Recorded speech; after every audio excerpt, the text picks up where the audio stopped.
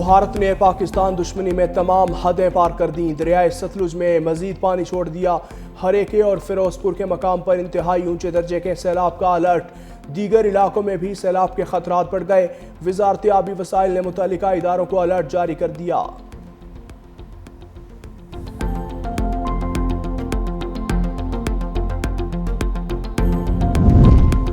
دریائے چناب کی موج اور لہروں نے جلال پور پیروالا کو گھیر لیا، شہر ڈوبنے کا خدشہ، فلڈ ایمرجنسی نافذ، شہریوں کو محفوظ مقامات پر منتقل کرنے کے لیے ریسکیو آپریشن جاری، پاک فوج کی 14 کشتیاں بھی آپریشن کا حصہ، پی ڈی ایم میں پنجاب نے فضائی ریسکیو ہیلی کاپٹر فراہم کر دیے، کرم والی اور دراپور سے 143 افراد ریسکیو کیے گئے، ملتان سے 2343 افراد محفوظ مقامات پر منتقل، مجموعی طور پر 3.5 لاکھ افراد اور 3 لاکھ سے زائد جانوروں کی محفوظ مقامات پر منتقلی۔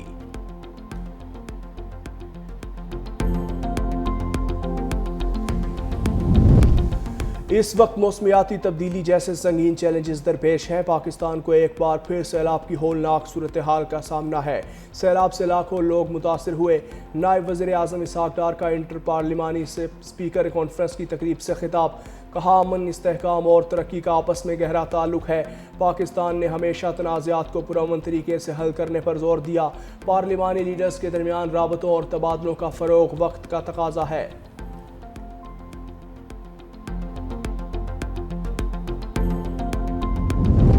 پنجاب میں سیلابی ریلے، 60 جانیں نکل گئے، 42 لاکھ افراد، 18 لاکھ سے زائد ایکڑ زرعی زراعی متاثر ہوئی، وزیر اطلاعات پنجاب عظمہ بخاری کی میڈیا سے گفتگو، کہا حکومت قدرتی آفات سے نہیں نمٹ سکتی، سیلابی پانی پر کسی کا کوئی اختیار نہیں، لوگ سیلابی پانی میں مستیوں سے باز رہیں، سیلاب جنوبی پنجاب میں پہنچ چکا ہے، پنجاب کی تاریخ کا سب سے بڑا ریسکیو آپریشن جاری ہے، سیلاب متاثرین کے لیے بڑے پیکج کی تیاری کر رہے ہیں۔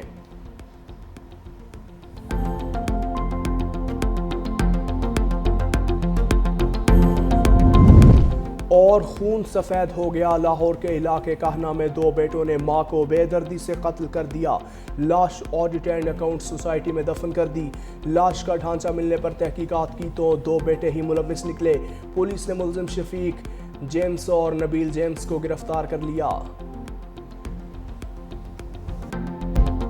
بھارتی پنجاب میں تباہ کن سیلاب، سکھ عوام بھارتی حکومت کے خلاف پھٹ پڑے، سکھ کسانوں کا کہنا ہے کہ بی جے پی حکومت نے پاکستان کو ڈبونے کے لیے مشرقی پنجاب کو بھی ڈبو دیا، یہ آفت قدرتی نہیں، انسانی غفلت اور سیاسی فیصلہ ہے، پانی چھوڑنے کے فیصلے سے بھارتی پنجاب ڈوبا، بی جے پی کی حکومت والے صوبوں ہریانہ اور راجستھان کو محفوظ رکھا گیا، ڈیموں اور دریاؤں کا کنٹرول پنجاب حکومت کے سپرد کیا جائے، سیلاب کی عدالتی تحقیقات کا بھی مطالبہ۔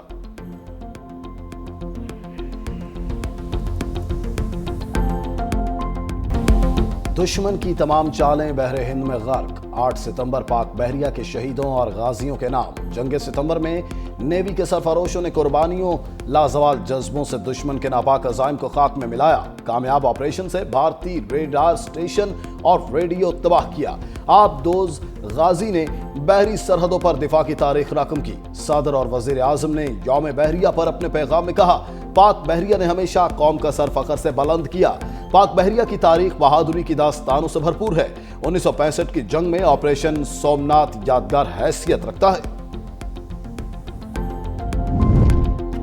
عدالتی چھٹیاں ختم ہونے پر سپریم کورٹ میں نئے عدالتی سال کا آغاز، جوڈیشل کانفرنس سے خطاب میں چیف جسٹس یحییٰ آفریدی نے کہا، ہمیشہ قانون کی بالادستی کے لیے کام کیا، عدالتی نظام میں شفافیت اور آسانیوں سے سائلین کو فوری انصاف ملے گا، ٹیکنالوجی کے استعمال سے عدالتی نظام کو مؤثر بنایا جا رہا ہے، مقدمات کو جلد نمٹانا ترجیح ہونی چاہیے، سپریم کورٹ میں اینٹی کرپشن ہیلپ لائن قائم کی گئی، عوامی رائے کے لیے خصوصی پورٹل فعال کیا گیا، سہولت مرکز کا آج افتتاح ہوگا، 1 اکتوبر سے مکمل فعال ہوگا، وکلا سے متعلق تمام معلومات سہولت مرکز میں دستیاب ہوں گی۔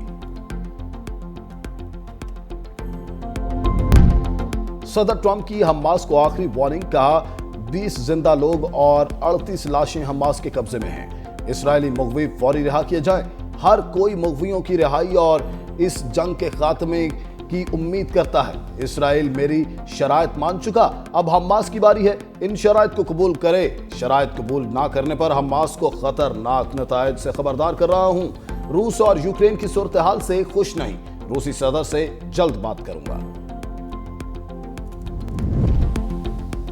اسرائیل کے غزہ پر وحشیانہ حملوں میں مزید 87 فلسطینی شہید، 400 سے زائد زخمی، بے گھر فلسطینیوں کی پناہ گاہوں اور عمارتوں پر حملے جاری، ایک اور بلند عمارت کو تباہ کر دیا۔ بھوک اور قحط سے مزید 6 فلسطینی بھی جان کی بازی ہارے، شہداء کی تعداد 64,000 سے بڑھ گئی۔ اسرائیل نے جنگ بندی کے لیے ایک بار پھر حماس سے ہتھیار ڈالنے کی شرط رکھ دی، یرغمالیوں کو رہا کرنے کا بھی مطالبہ۔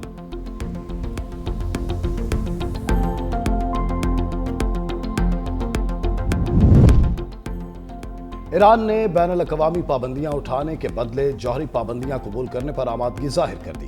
ایرانی وزیر خارجہ عباس عراقچی نے برطانوی اخبار گارڈین کو انٹرویو میں کہا، ایران جوہری پروگرام کی نگرانی اور افزودگی پر پابندیوں کی حقیقت پسندانہ اور دیرپا معاہدے کے لیے تیار ہے۔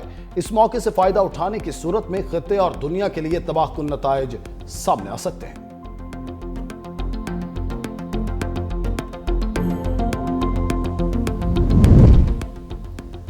برطانیہ میں رواں سال 30,000 سے زائد افراد غیر قانونی طور پر داخل ہوئے۔ برطانوی وزیر داخلہ شبانہ محمود نے کہا، انسانی سمگلرز سرحدی سیکیورٹی کے لیے خطرہ ہیں۔ فرانس کے ساتھ معاہدے کے تحت جلد ملک بدری شروع ہوگی۔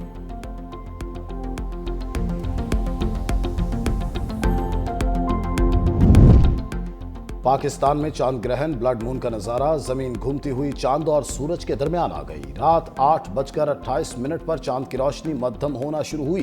جزوی گرہن لگنے کا آغاز 9:27 پر ہوا۔ مکمل گرہن کا آغاز 10:31 پر ہوا۔ چاند گرہن رات 1:55 پر ختم ہوا۔ ایشیا، آسٹریلیا، افریقہ اور یورپ کے کچھ حصوں میں بھی چاند گرہن کا نظارہ کیا گیا۔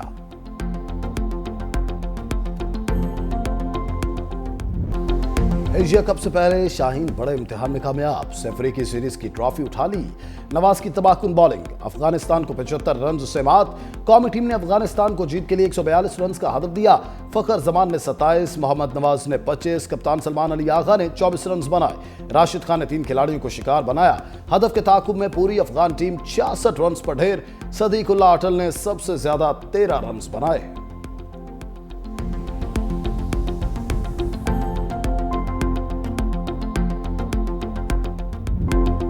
ہم یہاں کھیلنے نہیں، تاریخ بدلنے آئے ہیں۔ گرین شرٹس کا ایشیا کپ کے لیے پرومو جاری۔ کھلاڑیوں نے ویڈیو میں حریف ٹیموں کو سخت پیغام دے دیا۔ ایونٹ کا افتتاحی میچ کل افغانستان اور ہانگ کانگ کے درمیان کھیلا جائے گا۔ روایتی حریف پاکستان اور بھارت 14 ستمبر کو آمنے سامنے ہوں گے۔ ٹورنامنٹ کا فائنل۔ جنوبی افریقہ کو ون ڈے کی تاریخ میں بدترین شکست، انگلینڈ نے ایک روزہ کرکٹ کی سب سے بڑی کامیابی حاصل کر لی۔ انگلش ٹیم نے پروٹیز کو تیسرے ون ڈے میں 342 رنز سے ہرا دیا۔